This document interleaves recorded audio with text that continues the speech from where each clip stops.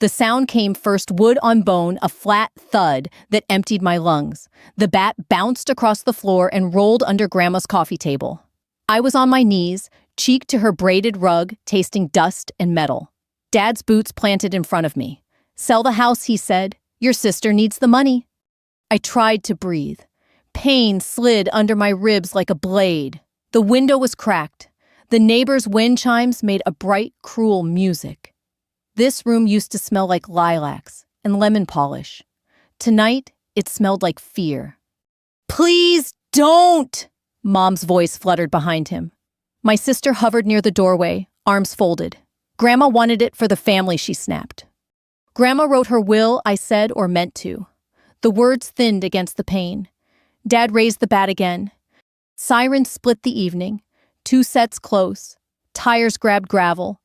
The front door swung wide, and 3 uniforms filled the frame, a county deputy and 2 from Shore Patrol. "Drop it," the deputy shouted. The bat clattered. Dad's hands rose. One of the Shore Patrolmen squinted at me, then straightened. "Captain Hart," he said crisp as the parade deck. "Ma'am, are you hurt?"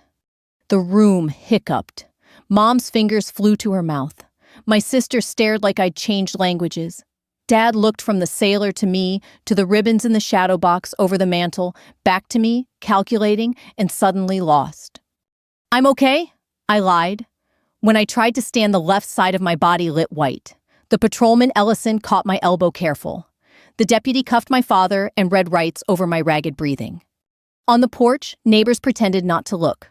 Mr. Whitaker, across the street, stood behind his pickup like it was a pulpit. Ellison keyed his radio. Possible rib fracture. Then to me, softer, "Ma'am, keep still." I kept still.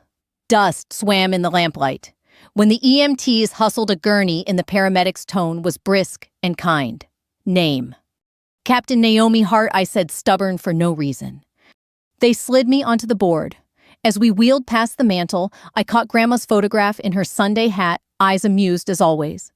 If she'd been here, she'd have put on a kettle and made everyone sit until truth calmed down. Dad met my gaze as the deputy led him out. In the space between us, I saw the man who taught me to ride a bike and the man who swung a bat, both present and arguing under one skin. He mouthed something, my name maybe. I couldn't tell. The ambulance smelled like plastic and bleach. The medic asked about pain. I gave him numbers and tried not to be a hero. At County General, an X-ray tech whistled softly, not unkindly. 2 fractures, the doctor confirmed, later tapping a screen. "You're lucky it didn't hit a lung." I nodded, because that's what you do when somebody hands you mercy. Night settled against the windows. The TV muttered to nobody. A nurse adjusted my bed and asked if I wanted water. My hands shook when I lifted the cup. She held it with me without a fuss. Ellison appeared in the doorway, hat tucked under his arm. "Ma'am," he said, "county's taking statements. We can do this later." "Now's fine." He sat in the visitor chair like it didn't belong to him. "I'm sorry you had to see my family's worst hour," I said. He shook his head. "I've seen worse by the pier on payday. But when I called you Captain, your father looked like a man who finally realized which way north is."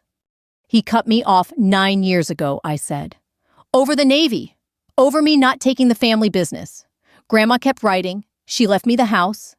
Now they wanted to dig my sister out of a hole. County will file assault and property damage," he said. "Whether you add to it is your call. We've got photos." Neighbor's ring cam caught the approach. I almost laughed. America, the land of the ever-watching doorbell. "Thank you," I said.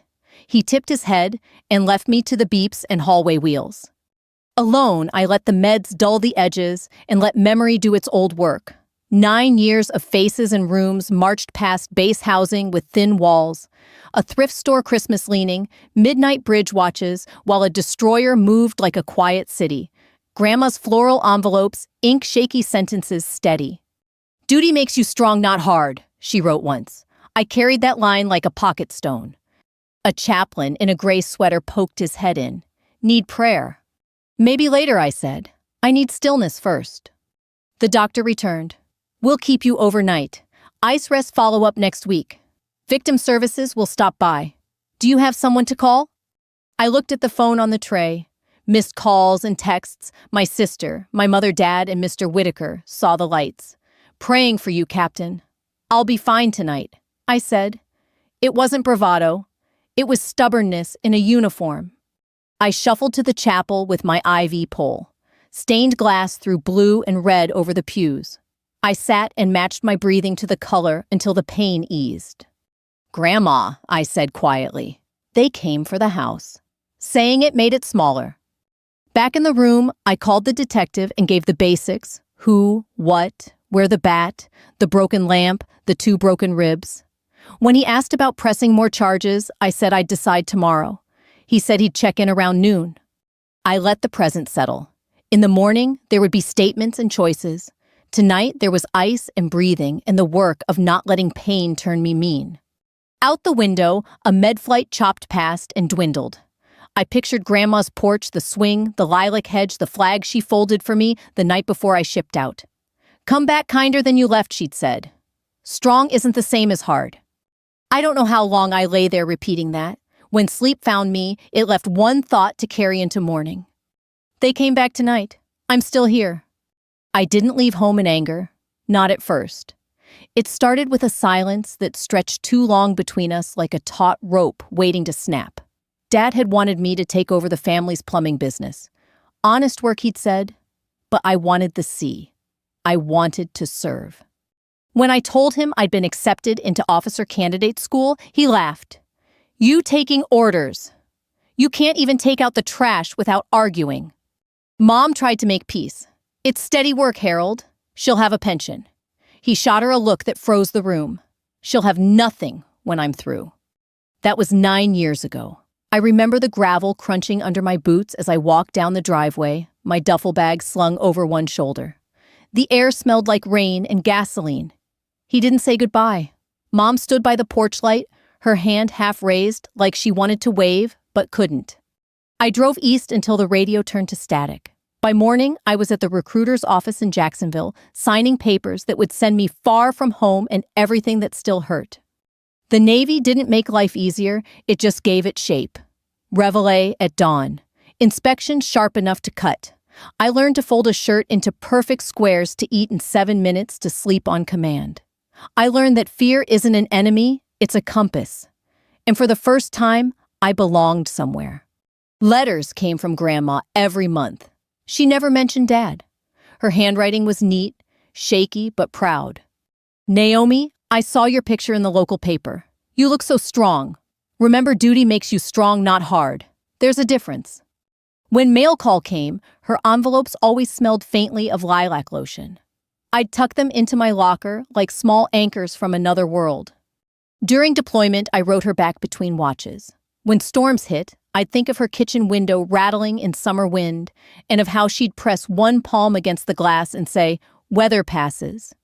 You just hold steady." I held steady. I missed birthdays, weddings, funerals. My cousin married. My sister had a baby. Dad expanded the business without me.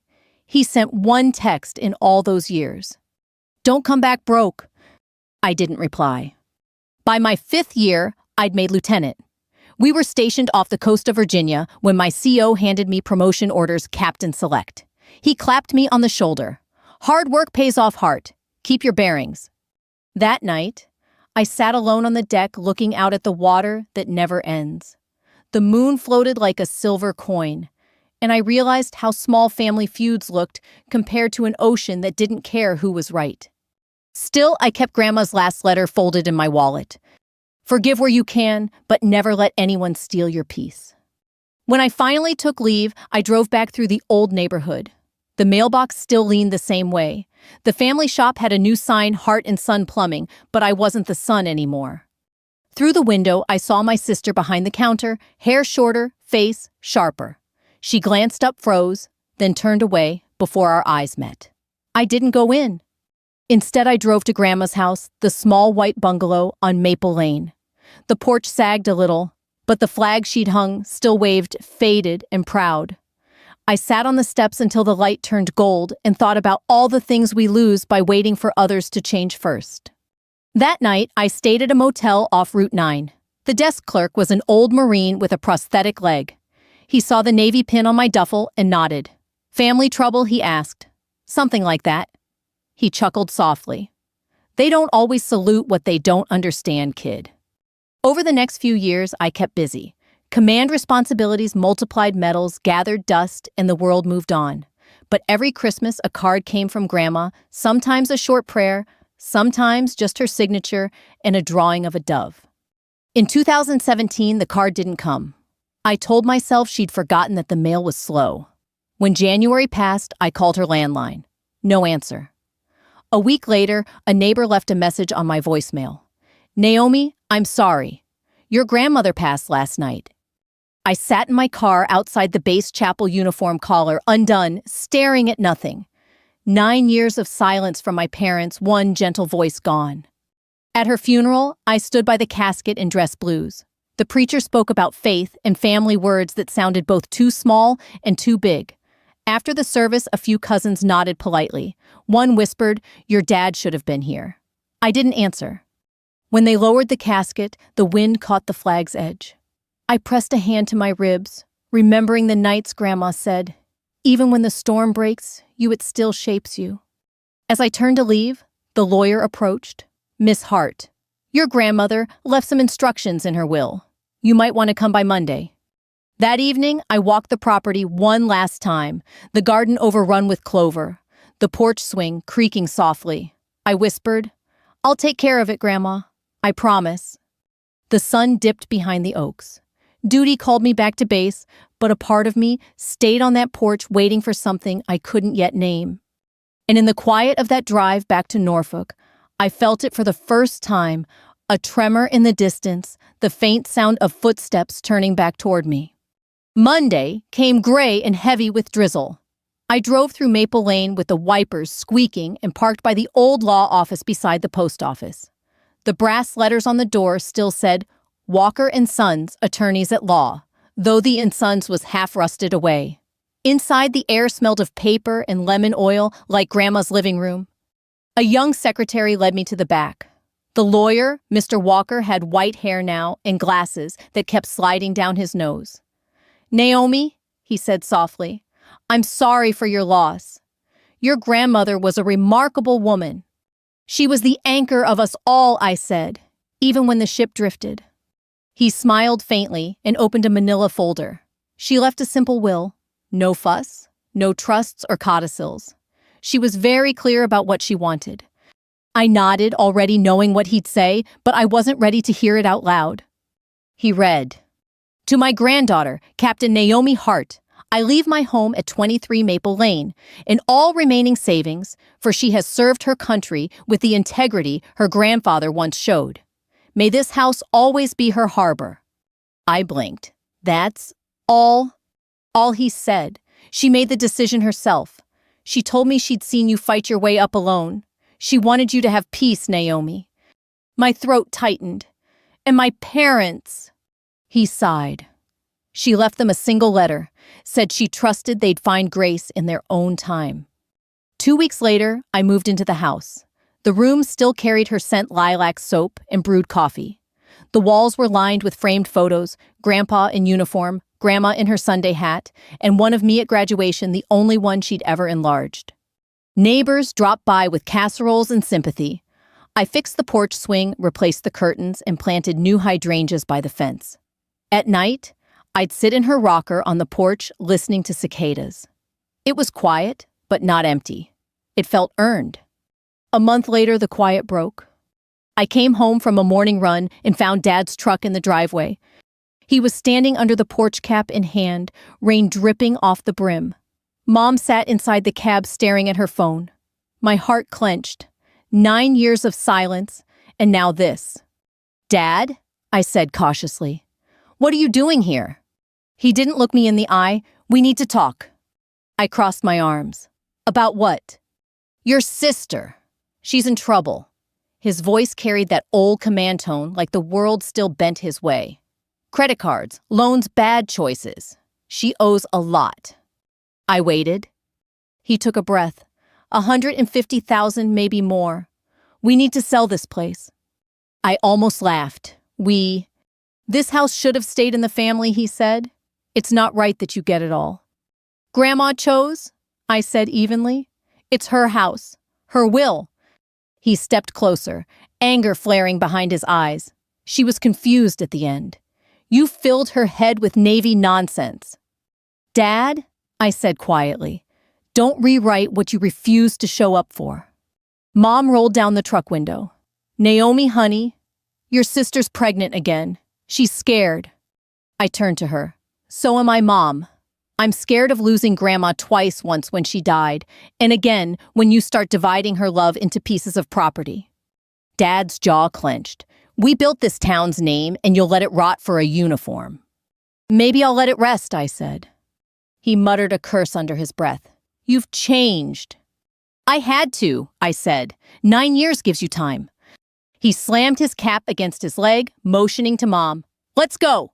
The truck roared off, leaving tire marks in the mud. That evening, I found a letter wedged in the mailbox. No stamp, just my name. The handwriting was Mom's. Naomi, your father is stubborn, but he's desperate. Please think about your sister. She doesn't have what you do. Love, Mom. I set the letter beside Grandma's photo. She had choices, Mom, I whispered. We all did. The next few weeks brought silence again, but this time it felt heavier. The phone would buzz at night. Unknown numbers, short texts. You're selfish. You think you're better than us. Grandma would be ashamed. Maybe they believed it. Maybe they needed to. I kept working base paperwork, online briefings, a quiet life between duty and memory. On Sundays, I'd drive to Grandma's grave with fresh flowers and tell her what was happening. I'd say, they want the house, and in my mind, I'd hear her calm reply, let them want. You stand steady. One afternoon, a letter arrived from the probate court confirming my ownership. No contest had been filed. Legally, the matter was closed. Emotionally, it wasn't. The next week, I saw Dad at the grocery store. He was thinner, older. His hands trembled when he reached for the cart. For a second, I thought he'd walk away. Instead, he said quietly, that house doesn't belong to you. It belongs to Grandma, I replied. I'm just keeping it upright. His eyes flashed, but beneath the fury I saw something else, shame maybe. Then he turned and walked out, leaving the cart behind. That night I sat on the porch again, the old flag whispering in the wind. I thought about Grandma's words. Duty makes you strong, not hard. Was I being hard, or just holding the line she'd trusted me to keep? Somewhere inside that question, I felt the story turning the way a tide pulls without asking. They weren't done with me, and I wasn't done with them. Summer brought heat that stuck to the air like syrup. The house on Maple Lane hummed with the sound of cicadas and ceiling fans. I spent my mornings sanding the porch rails and my afternoons finishing remote reports for the base. I told myself I was finally at peace. But peace, I learned, is only quiet until someone decides to disturb it. It was a Friday when the doorbell rang. When I opened the door, my parents stood on the steps again. This time, they didn't look desperate. They looked determined. Dad's shirt clung to him with sweat. Mom clutched her purse like a shield. I hope you've had time to think, Dad said. I have, I answered, and my answer hasn't changed. He smiled, the kind that hides sharp edges. You're not leaving us much choice. I crossed my arms. Choice was what you had 9 years ago when you threw me out. Mom flinched. Dad's voice hardened. We're family. That house should stay family. You don't even live here full time. I live where I'm stationed, I said. But this house is where Grandma wanted me to come home to, and I intend to honor that. He paced the porch, wiping sweat from his neck. Your sister's drowning in debt. If you'd help pay off her loans, we wouldn't have to do this. I've helped enough, I said quietly. I've sent money before, and I've never asked for it back. But this house? This isn't about money. It's about respect. Respect! He barked a laugh. You think a uniform gives you respect? No, I said. The way I live does. For a moment, something flickered behind his eyes. Recognition, maybe? Or the memory of who he used to be before anger made him smaller. Then it was gone. Mom's voice cracked through the tension. Please, Naomi, she's pregnant. She's terrified. She doesn't have what you have. I don't have much, Mom. I have discipline and I have a roof. That's all. Mom started to cry. Dad turned away, jaw tight. You'll regret this, he said. Then they left. 2 days later, I found my sister waiting in the driveway. She sat on the hood of her car, smoking a cigarette like it was the only thing holding her together. Dad's losing it, she said before I could speak. You made him look bad. I didn't make him anything, I said. He swung first. I just stayed standing. She flicked ash to the gravel. He's talking about lawyers. He says Grandma wasn't in her right mind. She was sharp as ever when she signed those papers. He's wasting his money. Maybe, she said, eyes darting toward the house. Or maybe you are. You could just sell Split It and none of this gets ugly. I looked at her, seeing pieces of myself in her, the tired eyes, the quiet ache to be seen. You think it won't get ugly after that? You think selling the house makes the rot go away? She dropped the cigarette and crushed it under her heel. You've always thought you were better. No, I said, just trying to be better than yesterday. She scoffed, got in the car, and drove off. That evening, I walked the perimeter of the property, listening to frogs call from the ditch. Grandma's wind chime sang a slow tune above me. I stopped at the porch steps, running my fingers over the worn railing. My ribs still twinged from the fractures months ago. The pain came and went, like a reminder that peace costs maintenance. When I went inside, I saw the answering machine blinking. 5 new messages. All from Dad, each one louder than the last. You're selfish. You've turned your back on your blood. You'll regret embarrassing this family. I deleted them all, but the echo stayed. Over the next week, small things started happening. The mailbox was bent out of shape. A brick lay cracked on the porch step. Someone tossed beer cans into the yard. Neighbors said they saw Dad's truck idling on the corner at night, engine running, lights off. I called him once, just once. Dad, please don't do this. He exhaled into the phone, long and cold. Then, do what's right. I said. For once. He hung up. A few days later, I stopped by the grocery store. The clerk, Mrs. Gordon, lowered her voice at checkout. Your parents were here. They're telling folks you stole from your grandmother. I paused, setting my wallet down slowly. Did they say that? They said worse, she whispered. People talk, Naomi, but the ones who know you well, they know better. I nodded. Thank you. That night, I sat on the porch again, a glass of sweet tea sweating in my hand. Fireflies blinked across the yard. For a moment, it looked like nothing bad could happen in such a soft light. But inside the house felt like a hollow chest, quiet, waiting for another hit. I kept replaying that first time Dad raised his hand all those years ago, not with a bat, but with words. You think that uniform makes you someone. And Grandma's answer from another life, it just reminds her of who she already is. I whispered it aloud, letting the words settle who I already am. The next morning, a certified letter arrived from a law firm in town, my father's, of course. It demanded the sale of the house under family equity. My lawyer laughed when I showed it to her. He's got no standing, she said. Will's airtight. I thanked her, but the victory felt hollow. Winning a legal fight meant losing whatever was left of us. That night, while locking up, I noticed the same truck parked under the oak tree again. Headlights off, engine idling. I almost called the police, but something told me to wait. Instead, I whispered toward the dark grandma, keep them from doing something stupid. The wind picked up. The flag snapped twice. Then the truck drove away. I didn't know then that it was only leaving to gather speed for the next blow. The day it happened started like any other. Blue sky, coffee on the porch.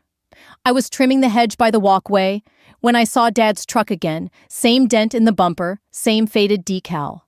It idled by the curb engine, rumbling low. Then it drove off. I told myself it was nothing. Maybe he was just passing by.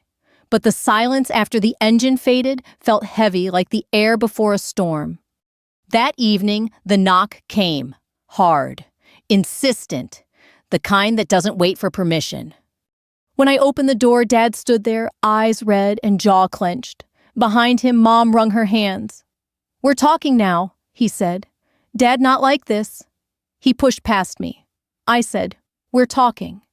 The air smelled like beer and sweat. I could see the tension trembling in his hands. Mom whispered, Harold, please, but he waved her off. Sit down, he ordered. I'm not your employee, I said. You don't get to order me anymore. That's when he saw the framed will on the mantel, the document Grandma had signed, mounted neatly behind glass. He pointed. You think that paper makes you better than your family? It's not about better, I said quietly. It's about right. He stepped closer. You could have helped your sister. You could have saved this family. I tried, I said. 9 years ago, I tried. The next seconds came fast. He grabbed the bat leaning near the coat rack, the one Grandma's gardener left behind last spring. Dad, I said. Put it down. He didn't. The swing caught me across the ribs. The sound was sickening, dull, final. I staggered against the table, knocking over a photo frame. Pain exploded under my arm. The room tilted. Mom screamed, Stop it! Stop! He raised the bat again, eyes wild. Something inside me. Training instinct took over. I ducked, shoved the table between us, and shouted, Mom, call 911. But she froze, hands trembling, eyes wide with terror. I reached for my phone, pressing the emergency button. The dispatcher's voice crackled. 911, what's your emergency? I could barely speak. Assault! My father. Send someone now. Dad dropped the bat as if realizing where he was, what he'd done. But it was too late. When the sirens came, the world felt unreal, flashing red against the white porch neighbors standing in shadows. The county police arrived first, then the military police from base housing called automatically when my ID matched their system. I was sitting on the steps clutching my ribs when one of them, Ellison, again ran up. Captain Hart. Are you all right? Just hit, I gasped. He turned to my father. Sir, step away from her. Dad blinked confused. Captain. What Captain? Ellison's voice hardened. United States Navy, sir. You just assaulted a commissioned officer. The silence that followed was absolute. Dad's face drained of color. Mom started sobbing. They cuffed him gently. No one wanted to escalate, but the weight of the moment hung thick. As they led him toward the squad car, he looked back at me, eyes hollow. You called the cops on your own father? I swallowed. No, Dad. You called them when you raised that bat. Mom tried to follow crying, but Ellison stopped her. Ma'am, please, wait here. When they drove off, the yard felt empty and enormous. I leaned against the porch post, each breath slicing through my ribs. A paramedic knelt beside me, checked my pulse, and said softly, You'll need x-rays. I know, I said. Been through worse at sea? He smiled faintly. Not the kind that comes from family. At the hospital, under the glow of fluorescent lights, I stared at the ceiling while the doctor taped me up. 2 fractures. 1 bruise the size of a grapefruit. You'll heal, she said. Try not to move too much. She didn't know how hard it was to stay still when everything inside was cracking too. Detective Rowe came in to take my statement. He was middle-aged, tired eyes, decent heart. Captain Hart, he began. Do you want to press aggravated assault charges? I hesitated. The word Dad echoed against charges like a war drum. I don't know yet, I said. He's my father. Rowe nodded. And you're his victim. Take your time. Back home the next day, the living room looked like a crime scene. Broken lamps, splintered table glass everywhere. Grandma's photo had fallen, but didn't crack. I picked it up, set it straight, and whispered, I did what you'd tell me, stood steady. Neighbors stopped by again, some offering sympathy, others curiosity thinly disguised. Mr. Whitaker left a casserole on the porch and muttered, Never thought Harold had that in him. I didn't answer. I was too tired for gossip. That night, I sat on the same porch where it all began, ribs, bound tight, sipping weak tea. The flag above me fluttered in the warm wind. Somewhere in the distance, a train horn echoed lonely and low. The phone rang. It was Mom. Her voice trembled. He's being processed at county. He keeps asking for you. Says he didn't mean it. I know, I said softly. But meaning doesn't unbreak ribs. Silence. Then a whisper. He thought you were still a kid. He didn't know who you'd become. He could have asked, I said. All he ever had to do was ask. She sniffled. Will you forgive him? I'll try, I said, but not tonight. After I hung up, I sat there listening to the crickets, feeling the ache under the bandages. Revenge wasn't what I felt. It was something quieter, heavier, not triumph, not pity, maybe just truth. The house was mine. The scars were mine. And so was the choice of what kind of person I'd be after this. When the wind brushed through the hydrangeas, I could almost hear Grandma again. Don't let pain turn you cruel, Naomi. Let it turn you wise. So I breathed, and for the first time in years, I didn't feel alone. The house stayed quiet after that night. Too quiet. Even the ticking clock in the hallway sounded like footsteps that refused to leave. The deputies came by again the next morning for follow-up photos, polite but efficient. They bagged the bat as evidence, dusted for prints, and left a copy of the report on the kitchen table beside Grandma's tea tin. When they were gone, I made coffee and just stared at the steam rising from the mug. I'd seen crime scenes overseas that looked neater than my living room. The county prosecutor called 2 days later. Captain Hart will file assault with a deadly weapon and domestic battery. Because you're an officer, the base JAG office may also open a parallel review. Understood, I said. The words felt foreign in my mouth. My father, my attacker, same man, 2 titles. Mom called that evening. She didn't say hello. They booked him in county. They took his belt, Naomi. He's humiliated. Mom, I didn't put him there. He did that himself. She sighed. He's asking if you'll drop the charges. I rubbed my ribs still sore beneath the bandages. I can't stop the county process, but I won't ask for more than what's fair. Her voice cracked. He doesn't know what fair means anymore. A Navy chaplain came to the porch that week. Father Michael's gray hair and sun-creased skin. He carried 2 coffees. Command heard what happened, he said. You okay? I'm breathing, I said. He nodded, sitting beside me. You know, forgiveness isn't about letting someone back in the house. It's about not letting them live rent-free in your head. I smiled faintly. Grandma used to say almost the same thing. He grinned. Then she was a good teacher. We sat there for a while, the cicadas doing most of the talking. Before he left, he said, whatever you choose, make sure it leaves you lighter, not smaller. 2 weeks later, the county clerk mailed the hearing notice. I showed up in uniform navy blue, pressed sharp metals gleaming. Dad was already seated at the defendant's table, wearing the same work jacket he'd worn to every high school game. When he saw me, his shoulders slumped. Mom wouldn't look at me. The judge read through the paperwork, asked routine questions. Then he glanced at me. Captain Hart, do you wish to make a statement? I stood. Your Honor, I don't want my father in jail. I just want him to stop coming after me. I'd like a restraining order and restitution for the property damage. That's all. Dad's lawyer leaned over to whisper, but Dad lifted a hand. She's right, he muttered. I was drunk, angry. Doesn't excuse it. The judge nodded. Restitution it is. No contact for 12 months. Gavel down. Case closed. As we left the courtroom, Mom brushed past me, eyes wet. She whispered, thank you. Dad didn't speak. He just paused by the door as if waiting for someone to tell him what to do next. Back home, I took off the uniform jacket and hung it beside Grandma's photo. The house smelled of paint and lemon cleaner. I'd finally repaired what he'd broken. Still, I left the dent in the doorframe untouched, a reminder that strength isn't the same as hardness. Neighbors stopped by now, and then Mr. Whitaker fixed the railing. Mrs. Gordon brought cobbler. The small kindnesses mattered.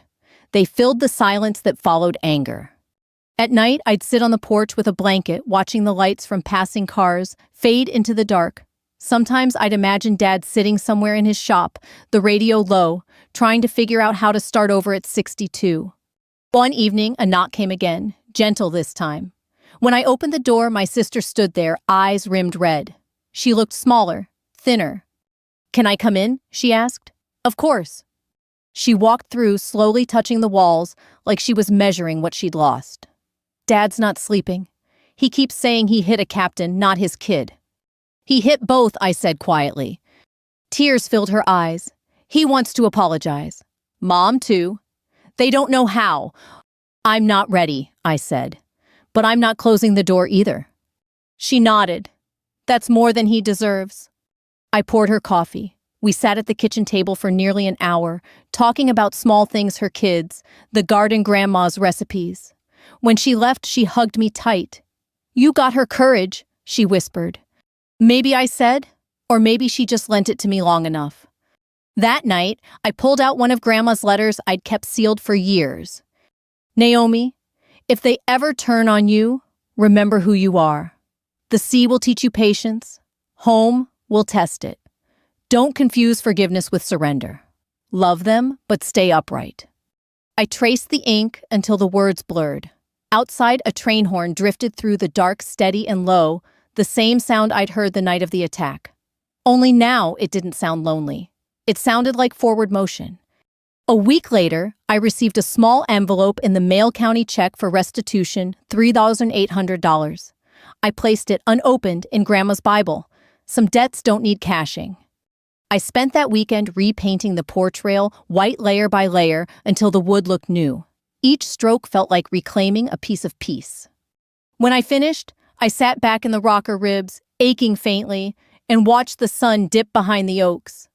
Fireflies blinked across the yard, a quiet salute from the evening. I whispered, "It's done, Grandma." Justice served, silence restored. The wind moved the flag above me, steady and slow, and for the first time in months, I didn't feel like I was waiting for the next blow. I was finally standing still, not out of fear, but choice. Autumn came early that year. The leaves along Maple Lane turned the color of brass, and the mornings carried that clean, chilly edge that always reminded me of Grandma's cocoa on the stove. The house looked peaceful again, paint-bright windows, fixed flowers blooming out front. Only the dent in the doorframe stayed a small scar left on purpose. I told myself it kept the story honest. Then one afternoon, a plain envelope arrived. No return address. Inside was a short note in Dad's handwriting. We don't deserve your forgiveness, but your mother prays for it every night. Grandma raised you right. I hope you're safe. I read it twice, then folded it carefully into the Bible beside the restitution check. For the first time in months, the ache in my ribs wasn't just from the fracture, it was from something mending underneath it. 2 weeks later, I drove to the county rehab center where Dad was working part-time under probation. The halls smelled of disinfectant and floor wax. I found him mopping near the nurse's station. He looked smaller shoulders, curved inward hair grayer. When he saw me, the mop froze in his hand. Naomi, he said. My name sounded unfamiliar in his mouth. Hi, Dad, I said. You keeping busy? He nodded, eyes glistening. Judge said I needed to. Said work helps with anger. Does it? He managed to laugh. Some days, not all. We stood there in that antiseptic hallway, the hum of fluorescent lights above us. He said, You didn't have to come. I know, I said. That's why I did. We sat in the courtyard out back, him sipping vending machine coffee, me holding mine untouched. He stared at his hands. I see your face every time I close my eyes. I don't know what got into me that night. You were angry, I said. You've been angry for a long time. He nodded. I thought you walked out to spite me, to prove you were better. I walked out to survive, I said, to find a way to be myself. He looked up, shame and pride fighting behind his eyes.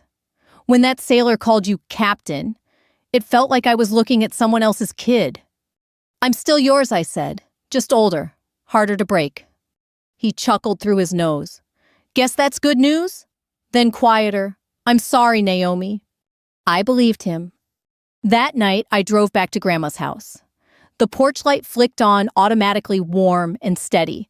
I sat on the steps thinking about how easily anger can outlive reason and how hard it is to pull it up by the roots. A few days later, Mom called. He's been different since you visited, she said. Quieter. He asked me to plant hydrangeas again. Good, I said. Grandma would like that. You coming by for Sunday dinner? I hesitated. Not yet, but soon. Winter eased in. I returned to active duty paperwork, balancing Navy life and Maple Lane repairs. My sister stopped by sometimes with her kids. They'd chase each other around the porch while I fixed hot cocoa. One afternoon, she handed me a photo Grandma Young in front of the same porch steps. She'd be proud, my sister said. Of all of us, I hope, I replied. She smiled. Even Dad. Especially Dad, I said. When spring came, I visited Grandma's grave. The grass was short and bright, the headstone clean. I set a small Navy flag beside her name. The wind was soft that day, the kind that carries scent instead of sound. I said quietly, "You were right. Forgiveness isn't surrender. It's freedom." And I swear I felt the breeze shift like approval. Later that week, I was back on base for a ceremony, new recruits taking their oaths. As they raised their right hands, I felt a strange peace settle in. Duty, family, forgiveness. They all felt part of the same fabric, just different threads. Afterward, one young ensign asked, "Ma'am, do you ever regret joining?" I smiled. No, it's the only thing that ever taught me who I am and how to forgive who I was. That Sunday, I went home early. The porch was full of sunlight, the air sweet with lilacs. The phone rang. Dad's number glowed on the screen. He sounded hesitant. "Captain, sorry, Naomi? We're having supper at 6. There's plenty if you want to come." I laughed softly. "I'll bring pie." When I hung up, I looked toward the horizon, the sky turning gold above the oaks. Grandma's wind chime tinkled in the breeze. I whispered, "You were right again, Grandma. The sea teaches patience. Home teaches mercy." And for the first time in a decade, I didn't feel like the house was mine alone. It was ours, messy, scarred, but still standing. Anger can build walls, but forgiveness opens doors that pride keeps locked. Sometimes the greatest revenge is simply living in peace and letting love return on its own time. If you've ever been hurt by family, take a breath before you close the door for good. Share your story. Forgive where you can. And if this story spoke to you, subscribe and stay with us at Honorline, where every scar has a lesson and every story finds its home.